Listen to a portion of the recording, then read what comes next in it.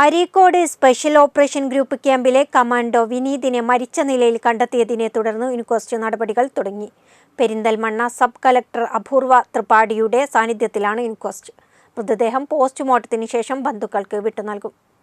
അരീക്കോട് ക്യാമ്പിലെ കമാൻഡോ വിനീതിൻ്റെ മരണവുമായി ബന്ധപ്പെട്ട ഇൻക്വസ്റ്റ് നടപടികൾക്കാണ് തുടക്കമായത്.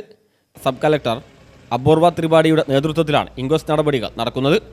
അരീക്കോട് സ്പെഷ്യൽ ഓപ്പറേഷൻ ഗ്രൂപ്പ് ക്യാമ്പിലെ ശുചിമുറിയിൽ കമാൻഡോ ഹവീൽദാറിനെ മരിച്ച നിലയിൽ കണ്ടെത്തുകയായിരുന്നു.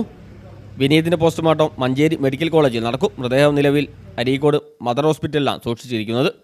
മരണത്തിൽ അന്വേഷണം പ്രഖ്യാപിക്കാനും സാധ്യതയുണ്ട്. വയനാട് കൽപ്പറ്റ ചെങ്ങടിമൽ വീട്ടിൽ ഹവീൽദാർ വിനീതിനെ കഴിഞ്ഞ ദിവസം രാത്രി 8:50 മരിച്ച നിലയിൽ കണ്ടെത്തിയത്. സ്വയം വെടിയുതിർത്തതാണെന്നാണ് നിഗമനം. ക്യാമ്പിലെ ജോലി സമ്മർദ്ദമാണ് ആത്മഹത്യയ്ക്ക് നയിച്ചതെന്നാണ് സൂചന. ഭാര്യ 3 മാസം ഗർഭിണിയാണ്. ഭാര്യയെ പരിചരിക്കാൻ ലീവ് ചോദിച്ചെങ്കിലും നൽകിയില്ലെന്നും ബന്ധുക്കൾ ആരോപിക്കുന്നു. പോസ്റ്റ്മോർട്ടം നടപടികൾ പൂർത്തിയാക്കിയ ശേഷം മൃതദേഹം ബന്ധുക്കൾക്ക് വിട്ടുനൽകും. നേരത്തെ ഒരു കമാൻഡോ ജോലി സമ്മർദ്ദം കാരണം ക്യാമ്പ് വിട്ടുപോയിരുന്നു. മറ്റൊരു വനിതാ കമാൻഡോ ആത്മഹത്യയ്ക്ക് ശ്രമിക്കുകയും ചെയ്തിരുന്നു. News bureau, Areekode.